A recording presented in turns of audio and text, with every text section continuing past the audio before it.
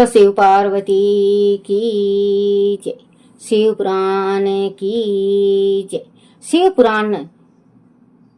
पुराण महात्म। शिव पुराण में शौनक जी के साधना विषेक प्रश्न करने पर सूत जी का उन्हें शिव पुराण की उत्कृष्ट महिमा सुनाना। श्री शौनक जी ने पूछा, महाज्ञानी सूत जी, आप संपूर्ण सिद्धांतों के ज्ञाता हैं। प्रभु, मुझसे पुराणों की कथाओं के सारत तत्वों का विषय रूप में वर्णन कीजिए।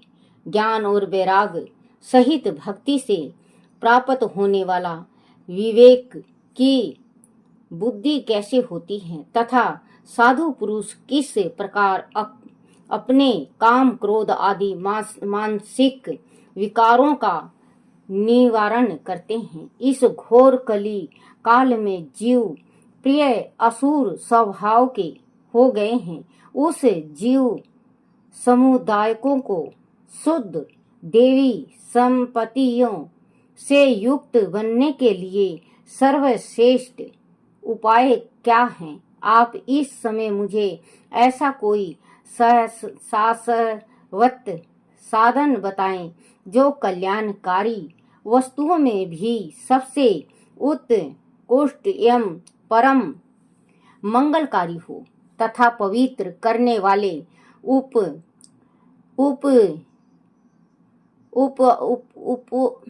उपायों में भी सर्वोत्तम पवित्र कारक उपाय हो, तात वह साधन ऐसा हो जिसे के अनुष्ठान से शीघ्र ही अंत कारण की विशेष शुद्धि हो जाए तथा उससे निर्मल चित्त वाले पुरुष का सदा के लिए शिव की प्राप्ति हो जाए।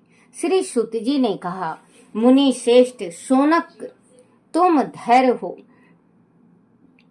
मुनि श्रेष्ठ शौनक, तुम धन्य हो, क्योंकि तुम्हारे हृदय में पुराण कथा सुनने का विशेष प्रेम एवं लालसा है। इसीलिए मैं शुद्ध बुद्धि से विचार कर तुमसे परम उत्तम शास्त्र का वर्णन करता हूँ।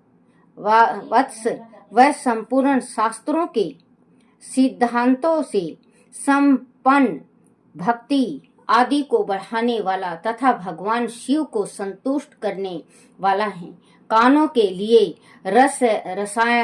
रसायन अमृत स्वरूपा तथा दीप है, तुम उसे श्रवण करो। मुनि, वह परम उत्तम शास्त्र है शिव पुराण, जिसका पूर्व काल में भगवान शिव ही प्रवचन किया था। वह काल रूपी सर्प से प्राप्त होने वाले महान त्रासका विनाश करने वाला उत्तम साधन है। गुरुदेव व्यास ने सनत कुमार मुनि का उपदेश पाकर बड़े आदर से संक्षेप में ही इस पुराण का प्रतिपदा किया है। इस पुराण के प्रयाण नायक का उपदेश है। कल युग में उत्पन्न होने वाले मनुष्य परम हित का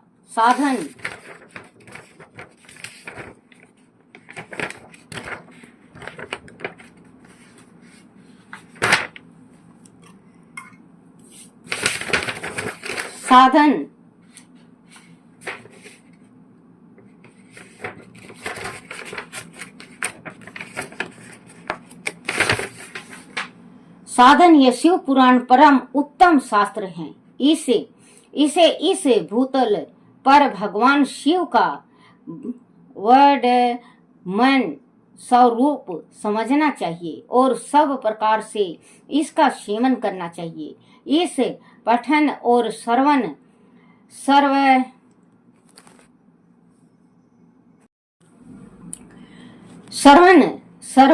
साधन रूप है। इसे शिव भक्ति पाकर श्रेष्ठतम स्थितियों में पहुंचा हुआ मनुष्य शीघ्र ही शिव पद को प्राप्त कर लेता है। इसीलिए संपूर्ण यत्न करके मनुष्यों ने इस शिव पुराण को पढ़ने की इच्छा की है अथवा इसके अध्ययनों को अविष्ट साधन माना है। इस तरह इसका प्रेम पूर्वक श्रवण भी पूर्ण मनोमंचित फलों को देने वाला है। भगवान शिव के इस पुराण को सुनने से मनुष्य सब पापों से मुक्त हो जाता है तथा इस जीव में बड़े बड़े उत्कृष्ट भोगों का उपभोग करके अंत में शिव लोक को प्राप्त कर लेता है। यह शिव पुराण नामक ग्रंथ 24,000 श्लोक से युक्त है। इसकी 7 संहिताएं हैं। मनुष्यों को चाहिए कि यह सही भक्ति ज्ञान और वैराग संपन्न हो बड़े आदर से इसका श्रवण करें। 7 संहिताओं से युक्त यह दीप शिव पुराण परम ब्रह्मा परमात्मा के समान दीप शिव पुराण परम ब्रह्मा परमात्मा के समान शिव विराजमान है और सबसे उत्कृष्ट गति प्रदान करने वाला है। जो नित्य अनुसाधन पूर्वक इस शिव पुराण को बाँचता है अथवा नित्य प्रेम पूर्वक इसका पाठ मात्र करता है वह महात्मा है, इसमें संशय नहीं है। जो उत्तम बुद्धि वाला पुरुष अंत काल में भक्ति पूर्वक इस पुराण को सुनता है उस पर अत्यंत प्रसन्न हुए भगवान महेश्वर उसे अपना पद धाम प्रदान करते हैं। जो प्रतिदिन आदर पूर्वक इस शिव पुराण का पूजन करता है वह इस संसार में संपूर्ण भोगों को भोग कर अंत में भगवान शिव के पदों को प्राप्त कर लेता है। जो प्रतिदिन आलस रहित हो रेशमी वस्त्र आदि के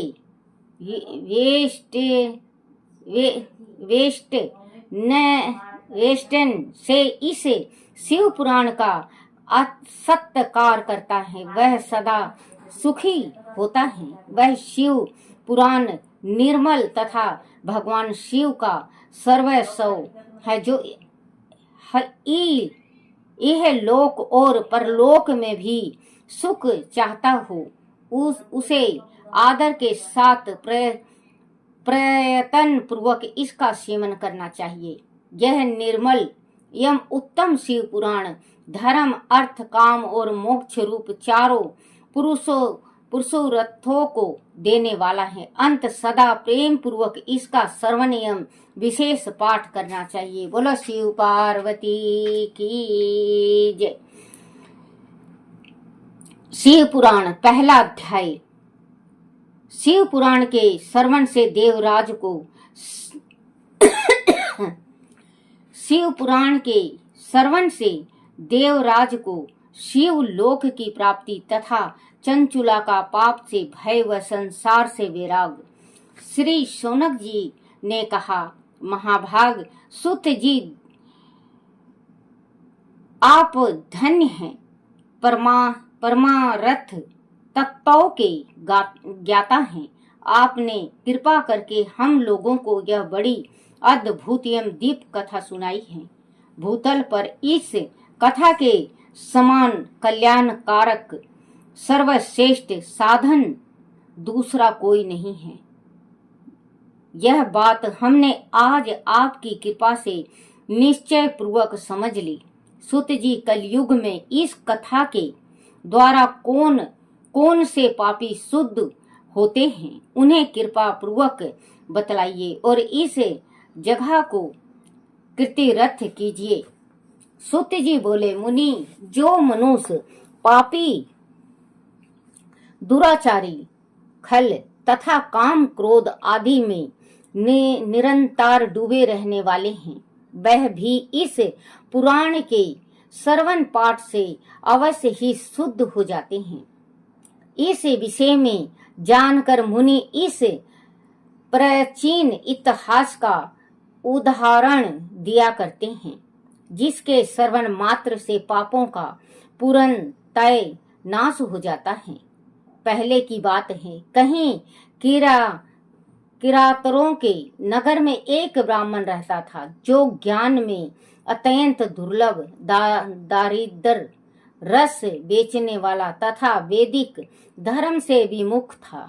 वह स्नान, संध्या आदि कर्मों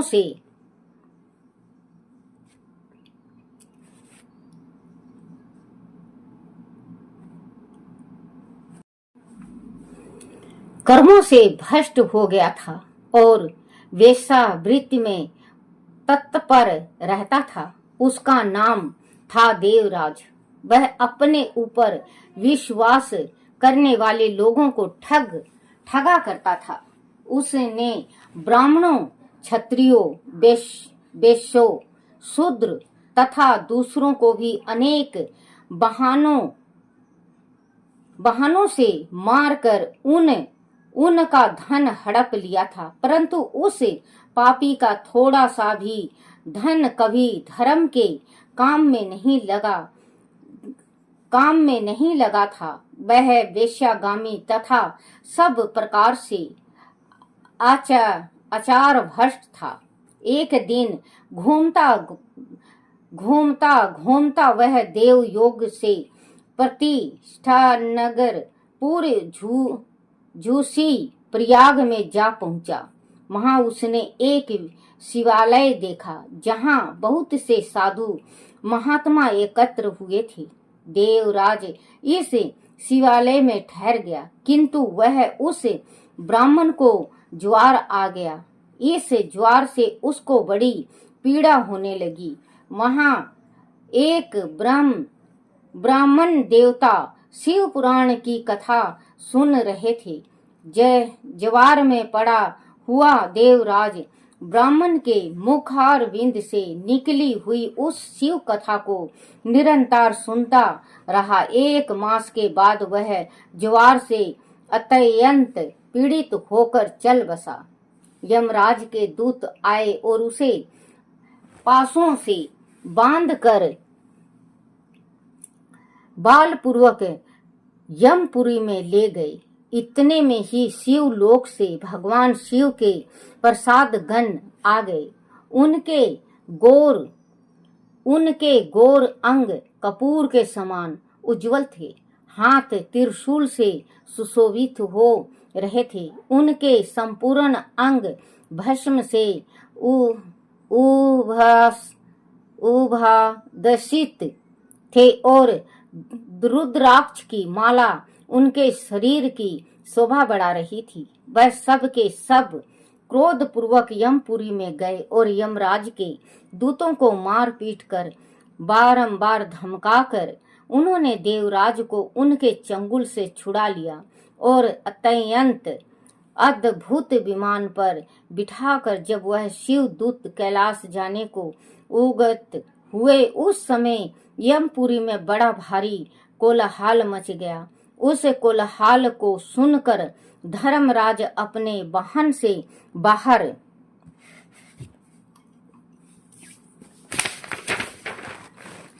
आए।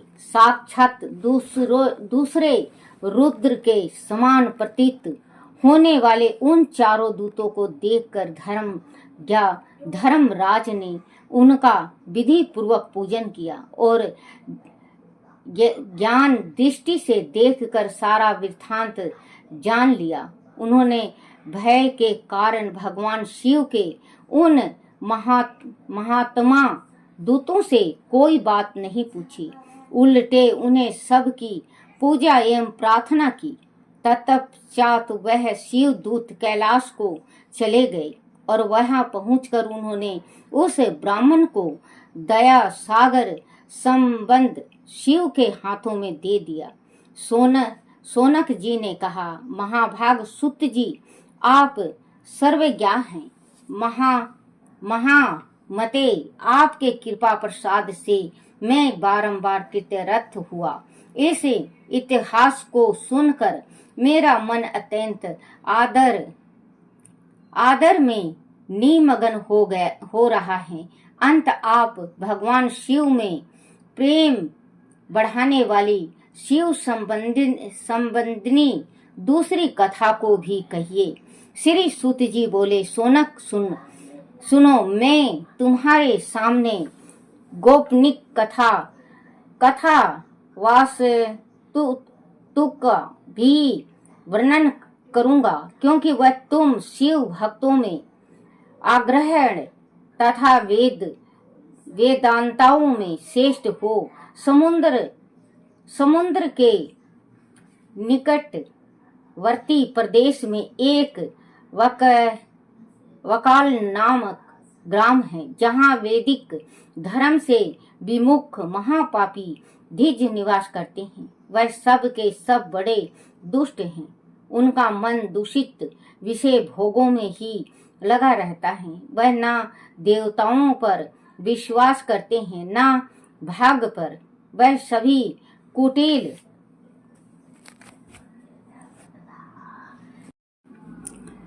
लगा रहता है। वह देवताओं पर विश्वास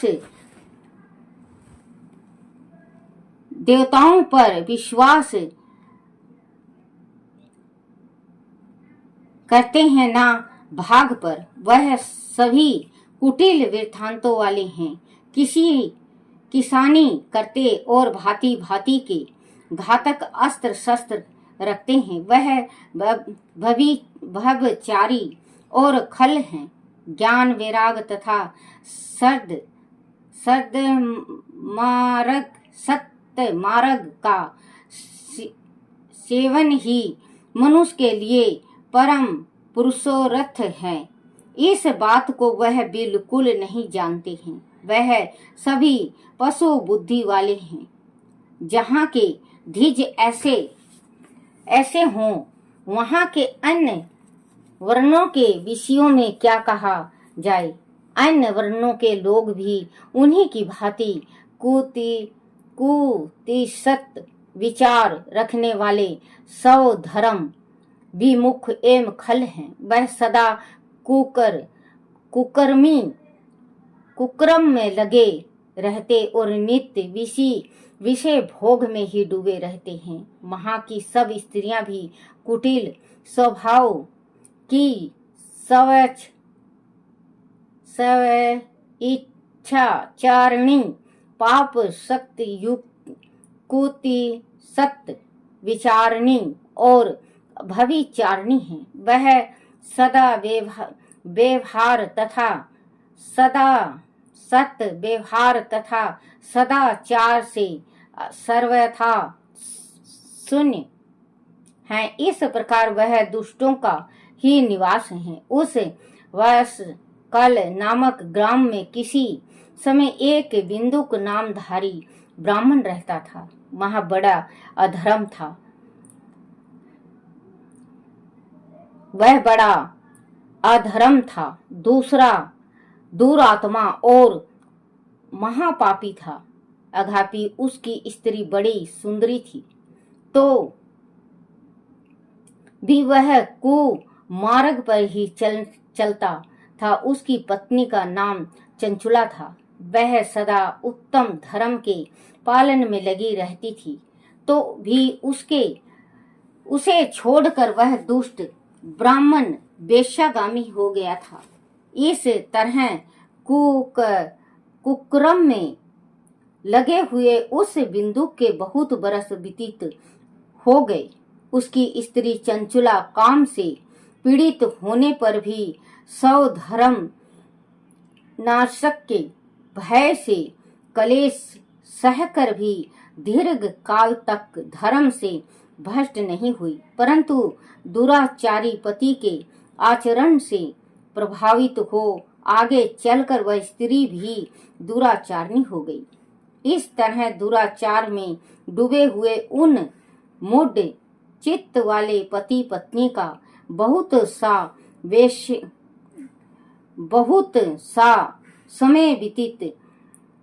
समय व्यर्थ बीत गया।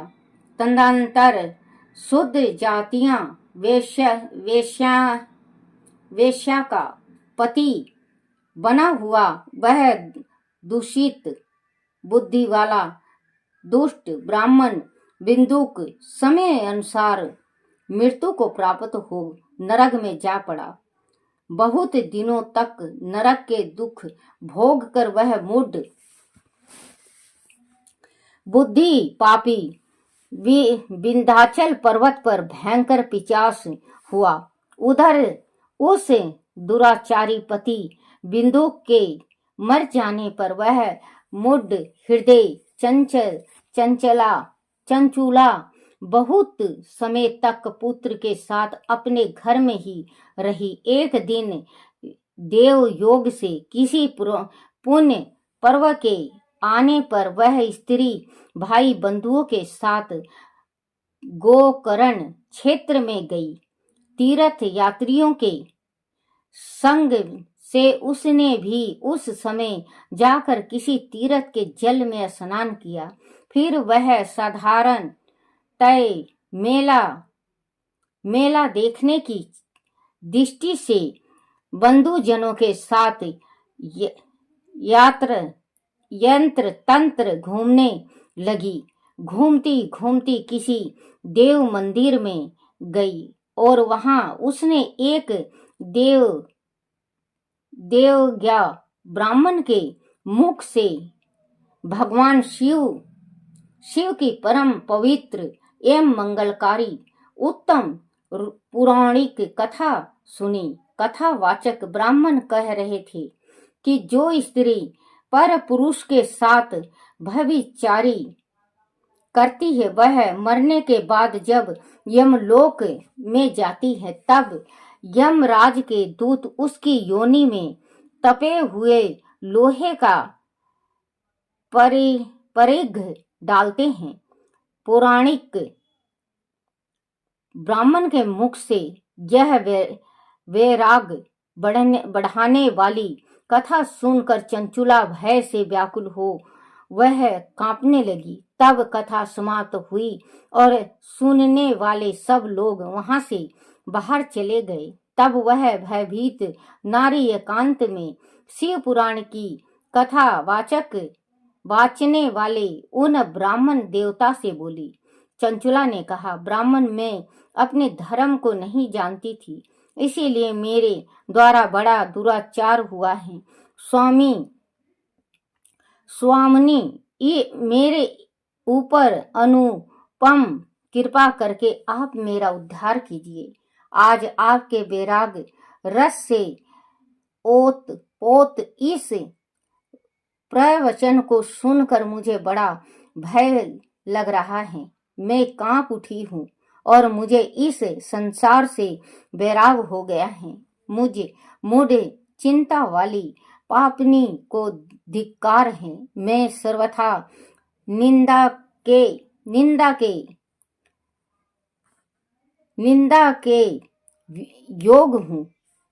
कीर्ति सत्य विषयों में फंसी हुई हूँ और अपने धर्म से विमुख हो गई हूँ। हाय ना जाने किस घोर कष्टदायक दुर्गति में मुझे पड़ना पड़ेगा और वह कौन बुद्धिमान पुरुष कुमार्ग में मन लगाने वाली मुझे पापनी का साथ देगा। मृत्यु काल में उन भयंकर यमदूतों को मैं कैसे देखूंगी जब वह बाल पूर्वक मेरे गले में फंदे डालकर मुझे बांधेंगे, तब मैं कैसे धीरज धारण कर सकूंगी। नरक में जब मेरे शरीर के टुकड़े टुकड़े किए जाएंगे उस समय विशेष दुख देने वाली उस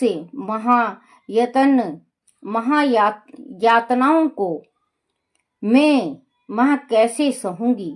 हाय मैं मारी गई, मैं जल गई, मेरा हृदय द्रविण हो गया और मेरा हृदय विदीर्ण हो गया और मैं सब प्रकार से नष्ट हो गई, क्योंकि मैं हर तरह से पाप में ही डूबी रही हूँ। वाहन आप ही मेरे गुरु, आप ही माता और आप ही पिता हैं। आपकी शरण में आई हूँ। मुझे दीन अबला का आप ही उद्धार कीजिए। सूत जी कहते हैं, सोनक इस प्रकार खेद और वैराग से युक्त हुई चंचुला ब्राह्मण देवता के दोनों चरणों में गिर पड़ी। तब वह बुद्धिमान ब्राह्मण ने कृपा पूर्वक उसे उठाया और इस प्रकार कहा, बोलो शिव पार्वती की जय हो। श्री कृष्ण गोविंद हरे मुरारी, हे नाथ नारायण वासुदेवाय। ओम नमः शिवाय, ओम नमः शिवाय, ओम नमः शिवाय बाबा, ओम नमः शिवाय, ओम नमः शिवाय शंभु, ओम नमः शिवाय, ओम नमः शिवाय शंकर, ओम नमः शिवाय, ओम नमः शिवाय, ओम नमः शिवाय। बोला शिव पार्वती की जय हो। अपने अपने माता पिता की जय हो। अपने अपने गुरुदेव महाराज की जय हो।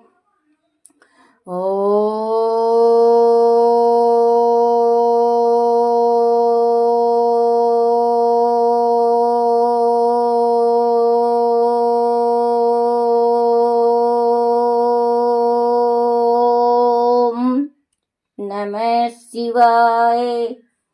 बोलो शिव पार्वती की जय हो।